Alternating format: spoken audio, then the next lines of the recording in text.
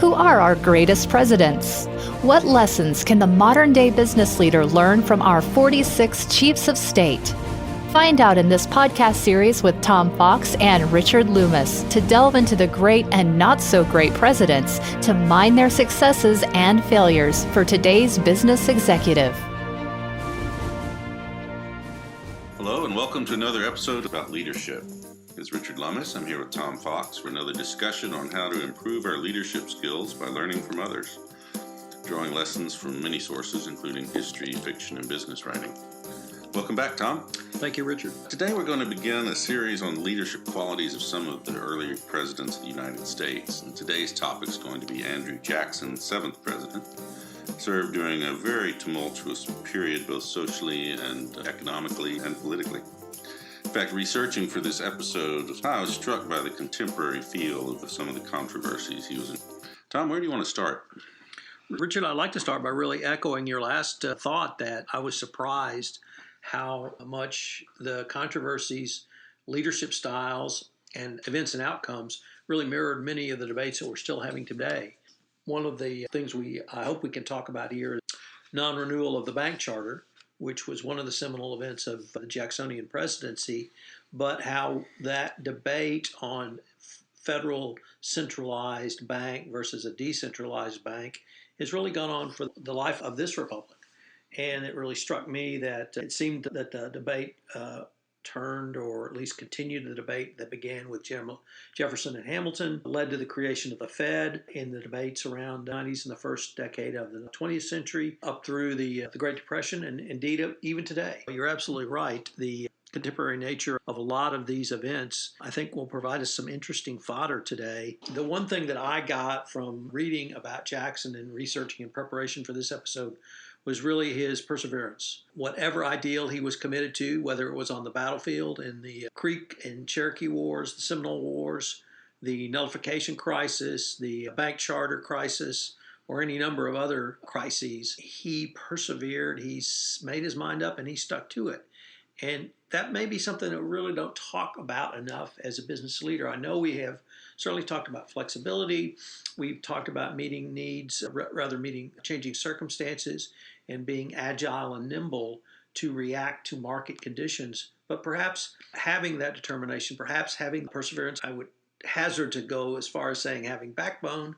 Nevertheless, if, to quote Davy Crockett, if you believe you're right, and stick to it. For those of you who remember Fess Parker in his role as Davy Crockett. The bank crisis, I know we both read about this, and you've studied it a fair amount.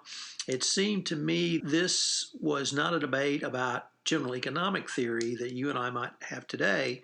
It was a debate about something else. It was a debate about the nature of the then nascent U.S. political experiment, the Republic. And that debate started in the Constitutional Convention. That debate continued in the first administration under Washington, particularly around Hamilton and Jefferson, on should there be a national bank? Should there be a centralized bank? Should the bank have basically the U.S. government species, the gold reserves, in one bank?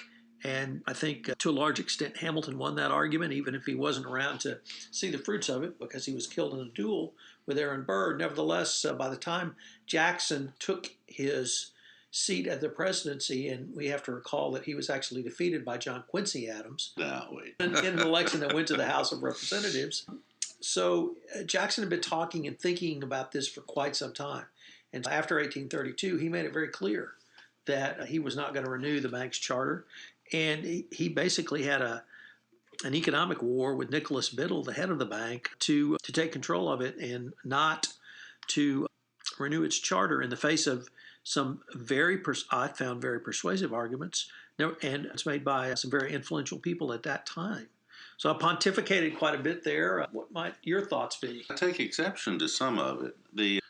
A couple of things really struck me when I was looking at this. The first was that between the first election that, as you pointed out, went to the House of Representatives and resulted in his opponents would argue, the appointment of John Quincy Adams as a result of the corrupt bargain. Between that election and the subsequent election, the number of votes in the election more than tripled, showing the rise of populist passion, I think. And the other thing is the Bank of the United States crisis you're absolutely correct about its economic importance. But in some ways, I think it also reflects the growing class differences. And Biddle represented what you would call the Wall Street elite of the day, even though he was in Philadelphia. And so you had these basically money managers. And the working class people felt that they were being totally shut out and taken advantage of by these people. So I think in part it was an issue of personality. As I would agree, an issue of personalities. And I guess I would see that as an extension of the federalism or Federalist and Democratic Republicans debate on a country of yeoman farmers versus a more, if not autocratic, centralized form of government that Hamilton tried to put forward. If there's a difference there, maybe the difference in the sheet of paper or two. Nevertheless, I think you're absolutely right. There was a class aspect to this which cannot be discounted. And the other thing that struck me was I had frankly forgotten about the veto and the speech around the veto. And I know I'd studied that, but what struck me was this was not Jackson making a decision to do something and executing it as, okay, I'm going to cancel the charter. This charter came up for renewal. It was approved by both houses of Congress. It went to the president for his signature, and he had announced he was going to veto it. No one believed he would veto it, at least his opponents didn't believe it, and he vetoed it. And lined up against him were some of the top minds, thinkers, and politicians of the day.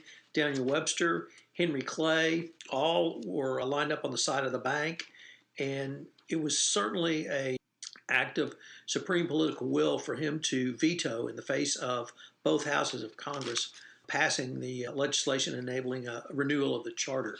So that part, standing in the face of those who might even have principled arguments against you, if your principle is to not renew the charter in the face of a lot of foes, that I think really speaks to a type of strength that we have really not talked about enough in this podcast. I think that's right. And I think the context there is also important, though, in that the charter had not expired.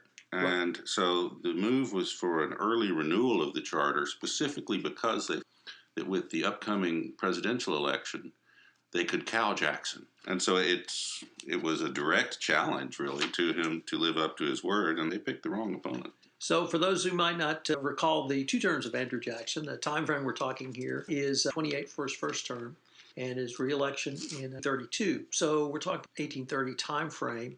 Passes both houses of Congress at the time. Richard's absolutely right. His opponents thought that they could get this early renewal of the charter through and force his political hand. And not only did Jackson hold firm, but I think he had a larger number, certainly larger raw number of votes and a wider electoral college win his second term. He was elected in 1832. That led to the other thing that I really recall from the Jackson administration, which was the nullification crisis. And I don't think we probably have time to really go into at length what caused the nullification crisis. Nevertheless, it really was a crisis, and it was a crisis around federal government power versus states' rights power.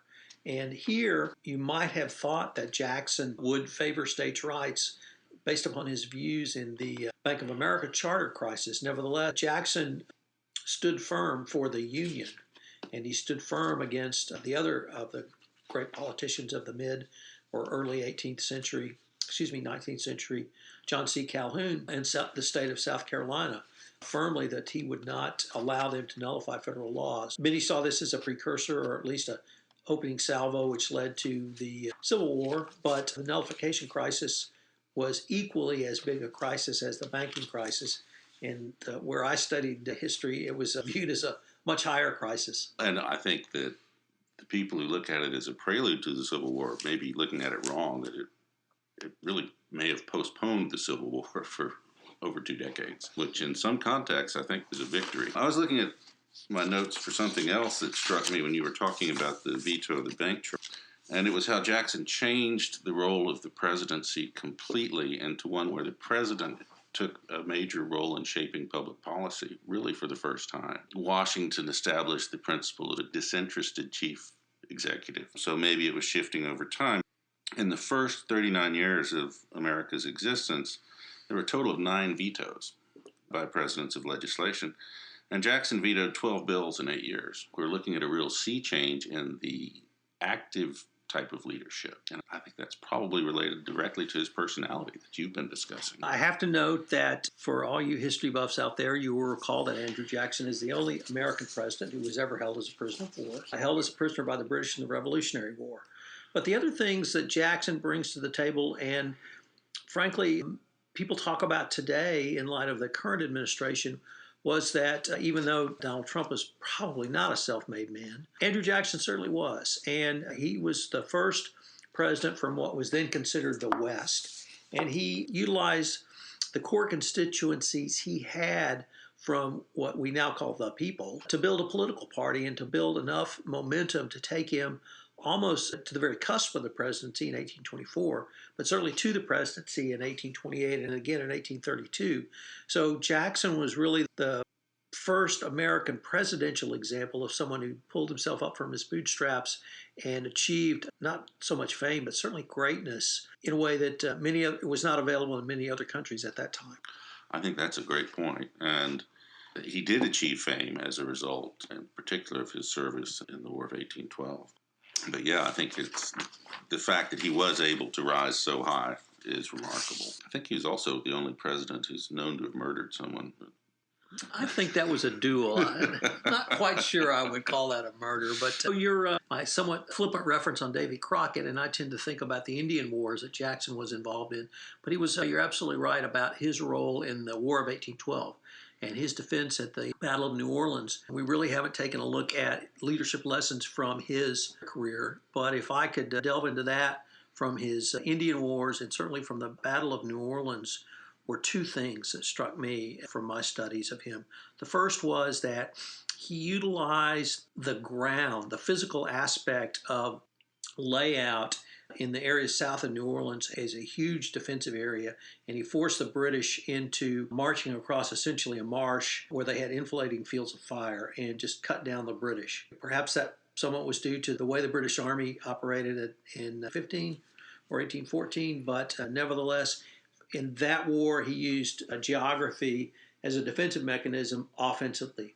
In the Indian Wars, he had to be much more creative because the Indians obviously were much more fluid, even if the battles were fought in places no longer remembered in Alabama, such as Horseshoe Bend.